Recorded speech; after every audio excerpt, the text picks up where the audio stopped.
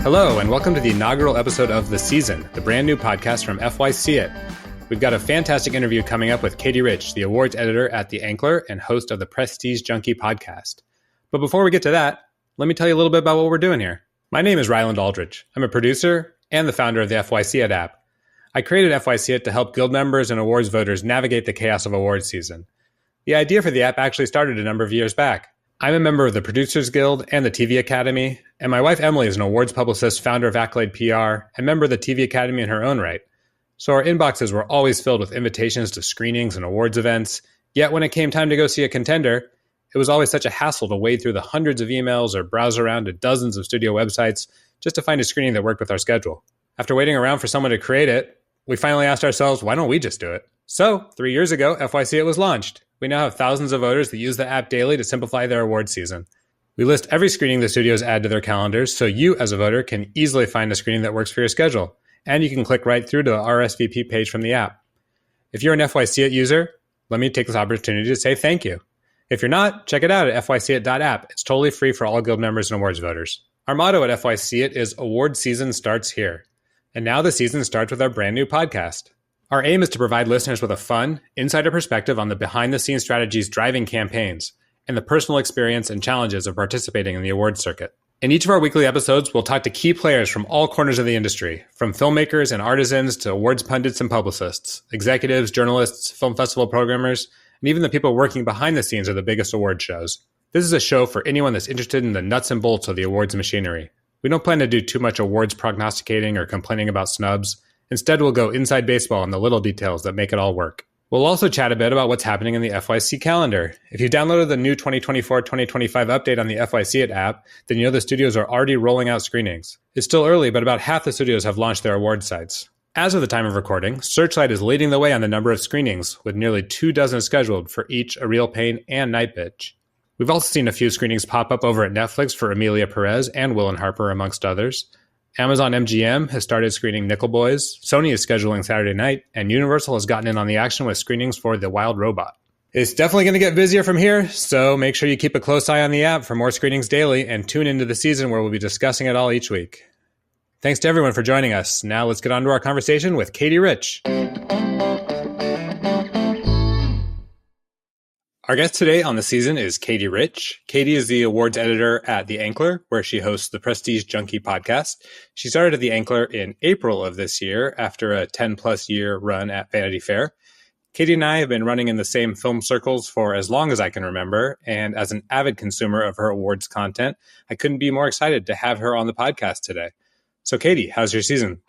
Oh, man. I didn't even have to change time zones to go to Toronto, and I still feel like I'm recovering from jet lag somehow. So the Toronto Film Festival is one of my favorite parts of the year and also the most exhausting. So that's my season so far, really. So Toronto, obviously one of the big kickoff festivals of the season. How has your view of this awards race changed after this year's festival? You know, I think everyone talks about the audiences at Toronto kind of nonstop. We talk about the People's Choice Awards, which get handed out at the end of every festival. But especially going to Toronto this year after having been there during the strikes last year, where there just weren't as many stars or weren't as many high-profile premieres, watching audiences go bananas for movies like Mike Leigh's Hard Truths, which is a very small, kind of blistering movie that the audience ate up. But also Honora, Sean Baker's movie, which is really challenging in a lot of different ways, but also very fun. I feel like we have this really interesting crop of not traditional crowd pleasers that are still really huge crowd pleasers. And Toronto is just such a great spot to be like, if people meet these movies where they are, see them in the right environment, all of these can hit really big. And it's exciting to see if some of them manage to do so throughout the rest of the award season. Yeah. I saw Honora and Amelia Perez at Telluride, and that probably falls in that category as well. What about Life of Chuck? Big surprise winner. Did you catch that? Did you have any inkling that was coming? I was at the premiere of Life of Chuck. I am not a member of the Mike Flanagan devotee hive. Usually his stuff is hard. It doesn't necessarily speak to me. So I didn't really realize how intensely devoted his fans are. The audience, again, was so there for that movie. It's got laughs, not as many as some of the other movies I saw there. It has, you might have heard this really stunning dance number in the middle of the movie that's kind of echoed later on. But yes, I saw the energy. I really sensed it. I did know that Mike Flanagan has the strong fan base. So when it won People's Choice, it's the first movie without a distributor to win People's Choice in over a decade. So that part of it is definitely a surprise. But I kind of like the twist that throws into thing. The question now is A, will someone pick it up? And B, can it get a Best Picture nomination the way the last 10 winners of this prize have? It's a fun twist. And, we all thought we understood what the People's Choice Award could be. And now there's something totally new out there. Yeah, you mentioned it. Over 10 years of People's Choice Award winners getting Oscar nominations. Do you think that this is one of those things that people just hang their hat on, or is this an actual part of award season? What about just TIFF's role in general for award season? I mean, it's a correlation and causation thing with People's Choice, right? Like, you could say that Jojo Rabbit was probably going to be a strong Oscar contender, even if it hadn't won the People's Choice Award. Same with The Fabelmans. But then American Fiction, a movie last year that wasn't necessarily on a lot of people's radars, has this huge TIFF premiere, wins the People's Choice Awards, all of a sudden gets launched there. So I think it's a real phenomenon. I think it reflects the nature of what these movies would be, even if they hadn't won it. And the studios pay a ton of attention to it. You see a movie like Amelia Perez had a ton of public screenings in Toronto, and I don't know who's in charge of the scheduling. You understand film festival schedules better than anybody, Rylan. Maybe you could explain it to me. But you imagine that's them saying, all right, more screenings means more chances to win People's Choice. And I think it would have done well anyway, but that tells you how much people are paying attention to this. And, Toronto overall, like it's competing with Telluride and Venice, which are happening just a little bit before Toronto. There are all these, rumors that the Toronto gets really angry when something premieres at Venice and makes it premiere later in the festival, which is why something like Saturday Night, which had a sneak preview at Telluride, didn't premiere in Toronto until Tuesday, even though that first weekend would have been such a logical place for that. But I think the voice of the people still matters, to be really populist about it. And I think you could have a movie that plays great in Venice, plays great in Telluride, but you don't know if you've got a real proper hit unless you take it to Toronto and see how it plays in front of that crowd. So while you were in Toronto, you did a live taping of the Prestige Junkie, your new podcast. How'd that go? How was it different doing that on stage versus in the booth? I mean, you have to figure out what you're going to wear, and you feel like you can't retake any of your lines that you mess up. And I had my friend Joe Reed, who covers awards at Vulture, and he and I can talk forever about anything. So that part of it felt totally fine in front of an audience.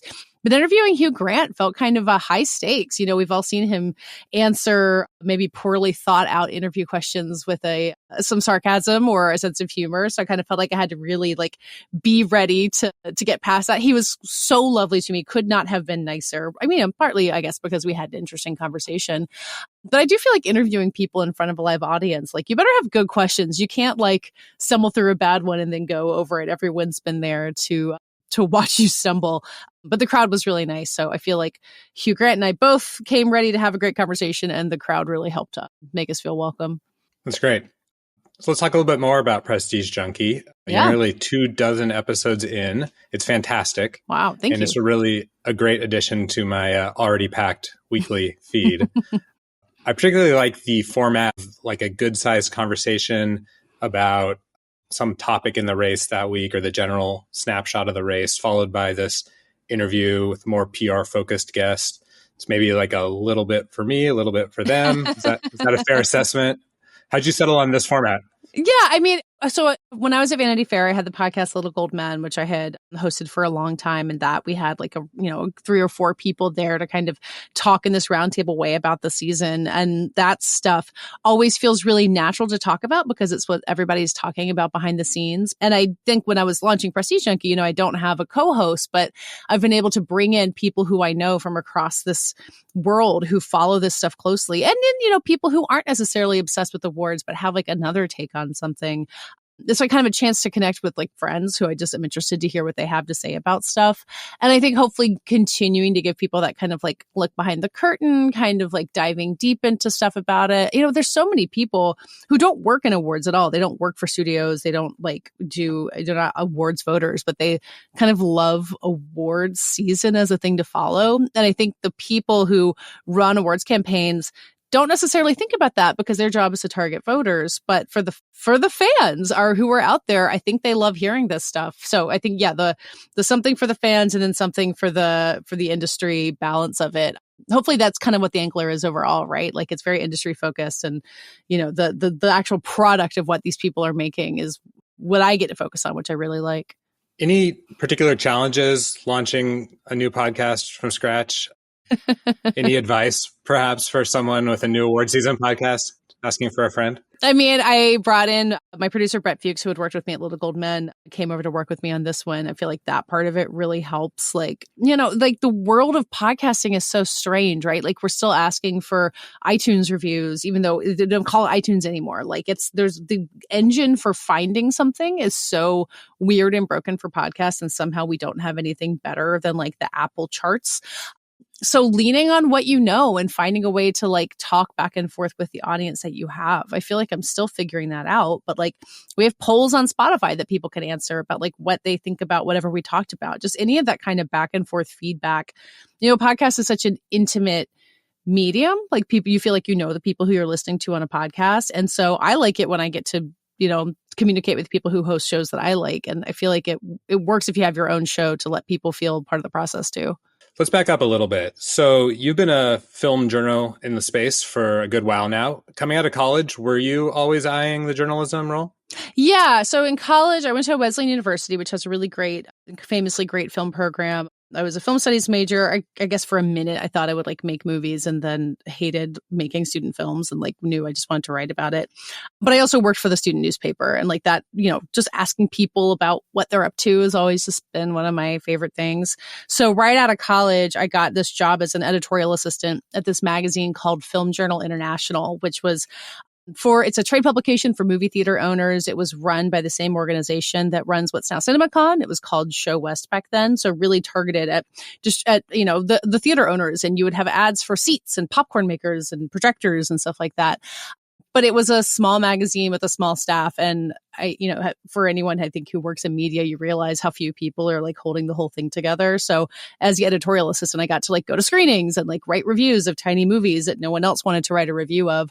And so it was a lucky break that I got to like jump into it in that way, in this really kind of like low pressure, really supportive environment. And I think once I realized that to write about film, you didn't just have to be like the critic for the New York Times or Variety, which is sort of what I thought it was when I was in college, like how vast this world is, That was the same time as like in the mid 2000s, like the rise of the movie blogs, which you and I both know well, lots of people coming out to make their own way there. I don't know, it's just a fun world. I like talking to people about what they do and asking people about how their movies get made. And I get to keep doing it, which thrills me.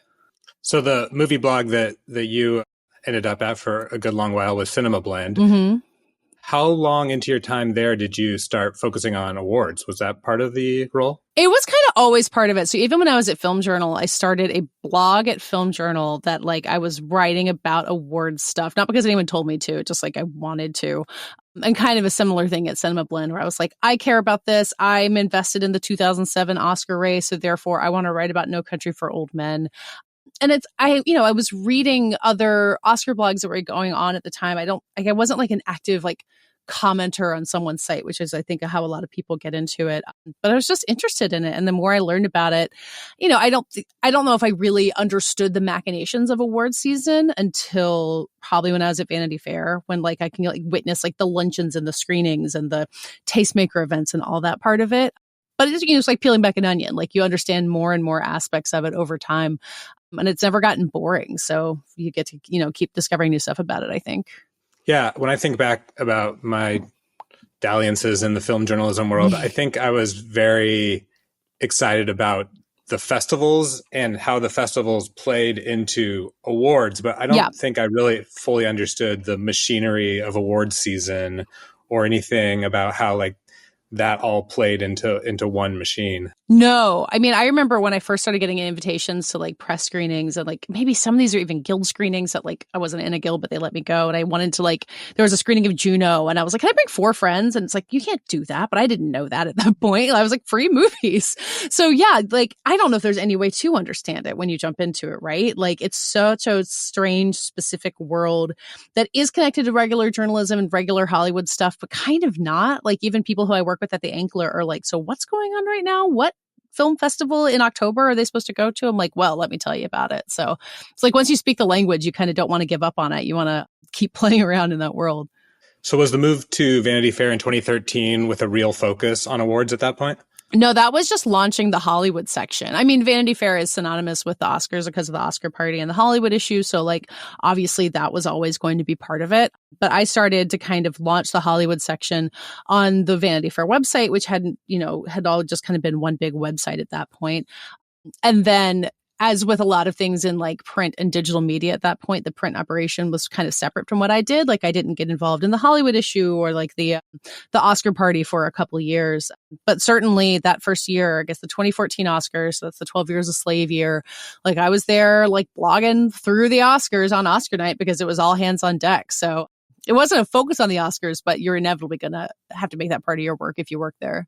Any reflections on how that awards journalism in general changed over that time at Vanity Fair and maybe even stretching back into the blog days before that?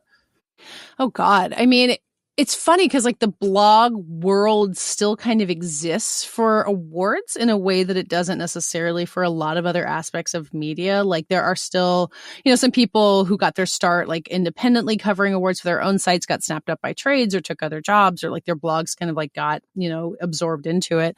But there are still people who are doing it independently. And I think when it comes to the Oscars, it's 6,000 people who vote on this. So anyone who has any level of attention of those people is going to get attention from the studios, is going to get invited to these events to, you're in Toronto and you have your press badge, but then you get another invite to like a breakfast with the cast of Saturday Night, which I went to in Toronto that Sunday. So there's still a kind of Wild West world aspect of it. Like obviously the trades are a big part of it. But, Gold Derby is this huge element of how we all kind of figure out like who are the main contenders. And there are people who's have their Gold Derby charts who have been doing this forever and have like held on to that spot and are still really listened to. So it's a really interesting range of people who still get to kind of have a voice in this process. And I don't know that anyone really understood sans how all of the pieces fit together. Yeah. And you think about those main prognostication lists and a lot of the coverage around award season, which is so industry facing, the trades and, to some extent, maybe like the real diehard awards fans. But it felt like Vanity Fair there for a while, what you were doing, you were bringing that to a more public facing that wasn't just for hardcore film people and wasn't just for fashion people. Was that an intention that you were trying to do as awards editor there? I think it's just kind of a natural way to think about it. Like I was saying before, there is this aspect of it where it's so focused on the trades and the specific people who are going to have votes, but knowing that there are fans of it, knowing that if you grew up watching the Oscars from your house and like got really excited when Chicago won Best Picture, but have no idea why, to know that there's a story behind that and that these narratives can start in Toronto or can start at Cannes or can start when the first trailer is released, that there are like so many pieces to put together. And telling that story behind the story, I think that's something Vanity Fair does for a lot of different things. Like you see someone who's on the cover and the cover story will kind of chart how this star rises and kind of have this like insightful take on the way things work and be willing to make fun of it when it gets really silly. In the time that I was at Vanity Fair, we had the two different Oscars So White scandals that like really transformed the Oscars in a lot of ways that like we still don't fully understand. So you have to kind of see where the flaws are in the process, but you want to invite people in on the conversation. You want to make them feel like they're at a dinner party and you're there to tell them how everything works and give them some good gossip in the mix. And like, that's a balance that made sense for me. And I think made sense for Vanity Fair too. So as we've seen with a number of awards journalists, you reach a certain point as a writer, then you start popping up at FYC events and festivals on stage asking questions. When did you start hosting screening Q&As? Is that something you enjoy? Oh, God, I love doing it. Honestly, it's been like pretty recent because like at Vanity Fair, I was mostly an editor. So it would be the people who I was editing, like David Canfield and Rebecca Ford, who are based in LA, who would kind of go out and do all of these events. And I think what I keep learning is that for these, for the studios or the publicity houses that are doing these Q&As, once they know that you want to do it and are good at doing it and can make people comfortable, they'll invite you back over and over again. But with the Ankler, we've been doing a lot of events in partnership with various people. Like, we did an event with FX for Fargo in August. So I came to LA to do that, to talk to Juno Temple and Lamorne Morris and Noah Hawley. And then Lamorne Morris won an Emmy. And like, it's not only because of me, but like I do feel some pride in that win. So I thought that the Hugh Grant interview went great, but you must have been a little bit nervous considering his past with questions being asked of him, at least on red carpets. Were you particularly nervous for Hugh? Are there any other guests that you can remember being particularly nervous about, or do you just stay pretty cool and calm through that? I was a little nervous about Hugh, but I did feel like the key was just to ask good questions and not, go for the lowest hanging fruit. Like, I think people who have been famous that long have been asked variations on the same questions over and over again long enough that like they'll see it coming a million miles away and be like, okay, I got to be done with this. So I think with people who have really long, extensive careers, I can, make myself nervous in some way. But for the most part, like, they're there to talk to you. They're there to be friendly. I'm there to be friendly, and we'll find a way to meet in the middle there. All right, Truth Booth here. Have you ever interviewed someone without watching their film or TV show? So I did red carpet interviews at Toronto a couple years ago, and the movies hadn't screened yet. So like that's a bad example because I hadn't managed to, I didn't have the opportunity to see them yet. I don't think there may be stuff like if I've, skimmed the episodes of a TV show, like I haven't watched every single episode because I just ran out of time. I think I would be I'm not a good liar. I'm like not good at omitting information. So I feel like if I tried to play it off, I would just immediately fess up that I hadn't seen it and embarrass myself. So it feels safer for me to just go ahead and like lose sleep and do the whole thing rather than act like an idiot in front of whoever it is I'm talking to. So aside from the things that you have to be watching for an interview, what are your general viewing habits like? Do you catch most of the movies at festivals or press screenings? It's so hard, because I feel like everything I watch is somehow going to be content in some way. It's like the Nora Ephron thing. Everything is copy. But, there's just always something. Like the one year that I watched every single Oscar nominee, like every doc, every like one-off costume nominee, I kind of got to the end of it. I was like, I'm glad that I did this, but like, what purpose did this serve? Like, I don't know that I needed to. I'm not an Oscar voter. I don't have a like duty to have seen everything. So I kind of have to figure out the balance. I mean, when it comes to what's nominated, I have anything that's got multiple nominations, I have certainly seen. But it's always a question of like, how deep is too deep, and at what point are you watching an international feature submission that's not even going to get nominated, and maybe you can, go to bed early or something like that. So most of those Oscar nominees or potential nominees you're watching, are you trying to see those in the theater, or are you just going to just relax on your couch and just crank through the screeners? It's nice if you can see it in a theater. Like, I do think you are going to get a better experience. And there's the movies where, I don't live in New York or LA, so seeing things in the theaters isn't always logistically easy. But like last year, I was like, I'm going to be in New York. Can someone show me Killers of the Flower Moon? And I got to see Killers of the Flower Moon properly in a theater. And like, it just certainly would not have been the same thing if I hadn't done that. So for like the really big ones, I think you really want to be able to have that experience.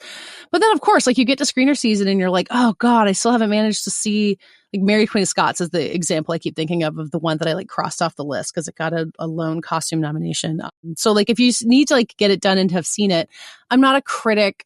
I vote for Critics' Choice, so I vote in one set of awards. But, I don't think that I need to like have fully formed critical opinions on everything that I see. If I'm seeing something, to be able to talk to somebody or have a sense of like why it got nominated or something like that, I'll watch it at home and like, properly watch it. Like you don't want to do it and be, wrangling your kids or on your phone the whole time. I think you can only be a purist so far if you're trying to get as expansive a view of the season as I try to. Do you think not living in New York or LA is maybe a secret weapon to staying sane during award season? Or? Oh my God, 100%. Like it is so humbling's not the right word because like I'm not winning any of these awards, but like just to go to a kid's birthday party and everyone's like, oh, the Oscars are coming up, and I'm like, that is a big part of what my world is. And also just get a sense of what movies have penetrated through to people. Like last year, I had such a great time because Barbie and Oppenheimer were movies that people cared about, and at the Oscars, I'm Just Ken was this moment.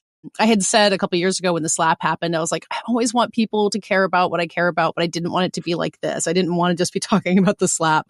So having an Oscars that felt like they had a cultural footprint felt really great. And then, I'm seeing The Substance here in North Carolina. I missed it at Toronto, so I'm going to see it here. So knowing that the substance is here, getting a sense of how the extent of the expanded release. Sometimes you get Oscar movies that open for 1 week in December and then don't play anywhere till March. So it's like a sense of, are these movies real? Do they have a real impact on people? And then one last thing on that as I ramble, the Academy is everywhere now. Like the Oscar voting body has expanded so much. It's not just the people who you run into at these events in New York and LA who were having an impact on these votes. And it's not like I'm running into a lot of Oscar voters here, but I think the less you could be like, wow, God, in the room at SAG, like this movie played great. Like that's part of it for sure, but it's not the whole thing. And I think it's a little easier to keep that perspective if I'm not immersed in all of that all the time. Yeah. And when you go to the festivals and you've got this room that's maybe a third people who worked on the film and everyone's very excited there, you can get kind of a warped view of just how good something is. Totally. What about the awards shows themselves? How many of those do you typically attend? I have not gone to that many because with Vanity Fair, I was editing. So like we would send, writers to the Golden Globes and I would be back home with the live blog to, get their dispatch of who they saw at the bar. And then at the Oscars, I was always at the party. So I would be in the back room at the Vanity Fair party, wearing full formal wear, sitting under fluorescent lights in this like little conference room, typing away frantically on my laptop, like to get all the coverage from everybody else. So now that I'm like just the one awards person at the Ankler, I'm figuring that out. Like I went to the Critics' Choice Awards last year for the first time and had a great time, honestly. So I'm wondering if like that. Did you get the hummus plate? The one time I went to that, that's all they had. This year it was pizza in a bag, which I never had the hummus place, but I bet the pizza in a bag was worse. Like it was so gross that Paul Giamatti like mentioned it on stage in his acceptance speech, and everyone in the crowd was like, this is horrible. All love to the Critics' Choice. Thank you for having me. I hope the food's better next year. But yeah, it's like everyone says about the Oscars that, if you're sitting up in the third balcony, you're not getting anything out of that you're not seeing on TV. You might be seeing less. So I think it's figuring out what's worth it and what's not. But like, I want to go to the Oscars. Like, I'm not going to not do that. Like, even if I just need to go once and then say I've done it. So I'm figuring that out because award shows are an in-person event. But by the time you're at the show itself, it's not about the buzz and like who's talking to who in the aisles. It's mostly a TV show. And so maybe in some ways you get more watching it on TV than anywhere else. I think I disagree a little bit. And having been to the Oscars a few times, I actually do like being up in the balcony, and maybe Mez 2. I don't want to be a Mez 3, but Mez 2. Oh, okay. See, this is what I need to know. Yeah. So you get a great view down, and then you do get to see all the little things that happen that might be off camera. So you can certainly the year of the slap, you could watch all of the people rush over and talk to Will and little sidebars and things like that. So it is a television production, but it is really fun to be in the room no matter where you sit. Yeah, I mean, I'm not going to turn down a chance to go to as many of these things as I can now that at least it's me who's supposed to be out front doing it. I mean, at Critics' Choice, like I was sitting right in front and kind of watching the cameras moving back and forth. And that's like, there aren't production numbers in that show. It's a pretty straightforward awards show. But yes, I did learn a lot just about like hustling everybody to get to their seats after the commercial break, that kind of thing. For awards nerds, which I certainly am, it was a great learning experience. So at the Ankler, you have this. You said you're the only person doing awards. How much of your schedule and all of this are you just kind of making up as you go? Is there a lot of direction here? So Janice Min is the CEO of the Ankler, and then David Lidsky is executive editor. And, they certainly have, excellent thoughts about like what the Ankler tone is. Richard Rushfield also founded the site. He really kind of established the Ankler tone. So I think, I'm coming in with a lot of knowledge of like, well, if a film is going to Toronto as opposed to Telluride, here's what that means, like kind of that nitty gritty stuff. But I think knowing that the Ankler is really oriented toward people who work in the business and the concerns of people who work in the business, I'm still kind of figuring out like, what is it about award season that these people care about that they already know about or they don't know about? And then also bringing in that element of the fans of award seasons who are following this stuff too. So I feel like, they put a lot of faith in me of, bringing what I do know already, the people who I know, kind of the instincts that I have. But, it's a holistic thing. You want you want the Ankler as a whole to capture what the industry is talking about. So there's, certainly guidance that I'm taking about stuff that is of interest, that's not of interest, that our readers have written back about. So it's a conversation as we kind of figuring out like what Ankler Awards season coverage looks like for the first time. Well, it's great. I love the tone. I feel like You're talking directly to me, so that's working pretty well. We speak the same language, it turns out. So we like to end all of our interviews with a lightning round. Oh boy, okay. So, make these a sentence or two, or if you want to expand, go for it. Are you down for that? Yeah, sure. What is your favorite film festival to attend? It's Toronto. Boring answer, but I love it. How about your favorite award show to attend? I've only been to Critics... Oh, no, hang on. New York Film Critics Circle dinner. Not televised. Incredibly fun. Do you prefer Emmy season or Oscar season? Oscar season. No question. Do you have a post-award season ritual? So on Little Gold Men, and I have yet to figure out how to replicate this on Prestige Junkie, but we would wait a week after the Oscars and then do extremely early Oscar predictions for the next year. And it was always wrong and very fun. Who's the guest that you have not interviewed that you're dying to interview? I feel like also a boring answer, but last year I did a podcast and watched all of Scorsese's movies, and he is great in every interview, and I'd be terrified, but I would love to do it if I ever got the chance. Who's your favorite award show host? Hugh Jackman in the 2009 Oscars and his big musical opening number. I wish he'd do it again. Do you have a least favorite awards speech cliche? What a great question. I don't ever believe anybody when they say they didn't write anything. Even if it's not written down, you've got it in your head. You've surely got something rattling around in your head there. If you were an award show producer, what would you change about the ceremony? I would stop obsessing over how long it is and let it be long, and let speeches go longer because everyone likes the emotion in the speeches, and also bring back more musical numbers. Who should host this year's Oscars? Again, this is the obvious answer. Steve Martin and Martin Short and Selena Gomez. She might be a nominee, so she might have to not do it. But they presented at the Emmys, and their onstage chemistry is just unbeatable, honed over 50 years, basically. And I'm dying for them to just go ahead and do it. Yeah, it's funny. It feels like all the coverage of that little bit was that they outshined Eugene and Dan. And I thought that Eugene and Dan were doing great. Great. Yeah. I will say my other outlier answers. I think Keke Palmer would be a great Oscar host. Like, she hosts game shows. She's really well suited to it. I think maybe she's still too young at some point, but I would love for that to happen someday. Would you be more likely to cry or swear during an acceptance speech? Oh, I'd probably cry. I think people get to the end of that gauntlet of award season stuff, and they're they're happy to have won and so relieved that it's over that it just floods your body, that sense of relief. And I think it leads to tears. What is your favorite past app at a screening reception? What did I have that was, I feel like at Nobu in Toronto, they were handing around these little sushi rolls. And I don't remember what they were, but they were really incredible. And then not a past app, but another Toronto party had a wheel of Parmesan with chunks of Parmesan in the wheel of Parmesan. And it was so good. I can't explain why it was so good, but yeah, more chunks of Parmesan, please. All right, final one. What is one unreasonably early award season prediction you're willing to make? About this current award season? Yeah. I think that Sing Sing is going to make a really big surge back. It came out over the summer. It was kind of quiet. I think it is way stronger as a contender than it feels right now. And Coleman Domingo and Clarence Macklin are both getting nominations. Awesome. Katey Rich, thank you so much for being on the inaugural episode of the season. Well, thanks for having me. Really, really appreciate it.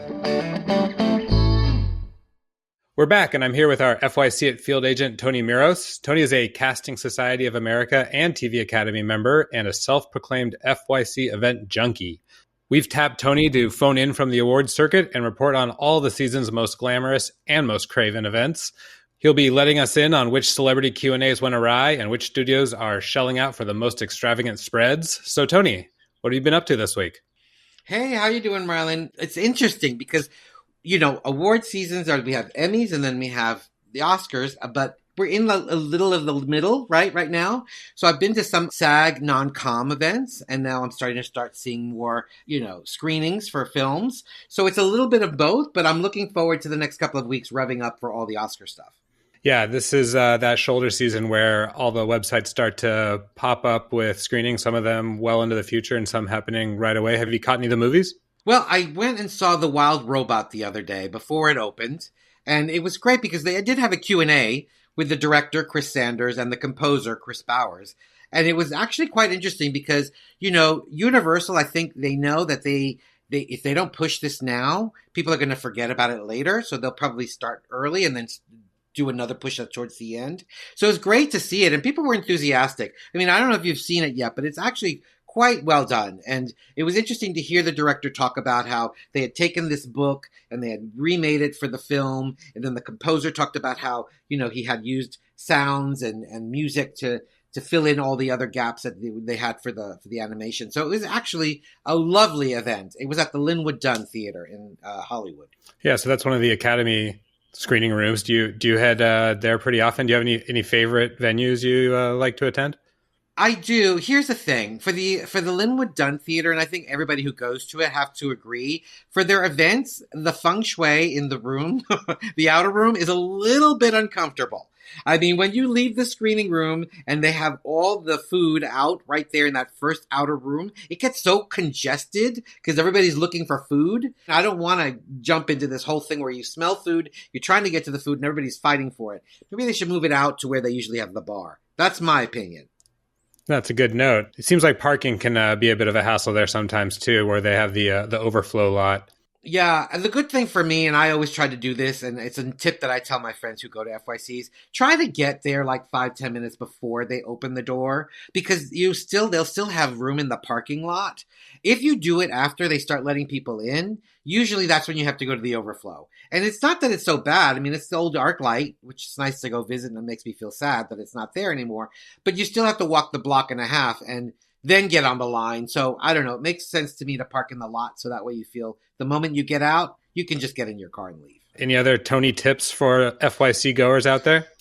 Well, because I've gotten to go to a couple of premieres the past couple of weeks, namely The Perfect Couple at the Egyptian Theater and Monsters, the Lila and Eric Menendez story. Those were both premieres at the Egyptian. And the good thing about the Egyptian, so is that they have that huge, long, walkway to get into the theater. Well, that all becomes red carpet, right? So I know that everybody who goes to one of those events wants to get a picture on the red carpet. And you can't do it at the beginning because, Nicole Kidman's there. You don't want to push her out of the way because she's the star. So the best tip I have is once the event ends and you're done with the screening, go out into that red carpet, do your pictures, ask somebody, hey, can you take a picture of me and I'll take a picture of you? That's a good one. So are you more of a go out there, take photos kind of guy, or do you like to get in line for the food right away? No, I have priorities. I get my pictures done first. That's my priority because I just want to get it over and done with. Once people have eaten and they're starting to do their pictures,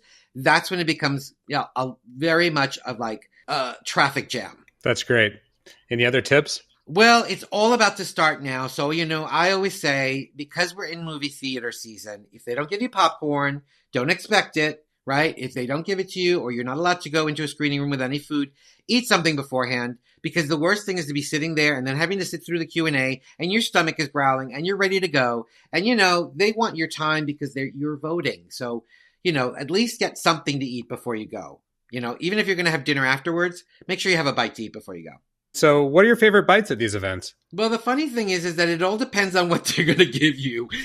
I've been to events where you walk out and it's like a cheese plate. And you're like, okay. So, you grab a couple of dates on a cracker and you put some cheese on there and you try and make the best of it. But if it's like an HBO thing where they go all out and they give you a great spread, or even like past foods, it's always great.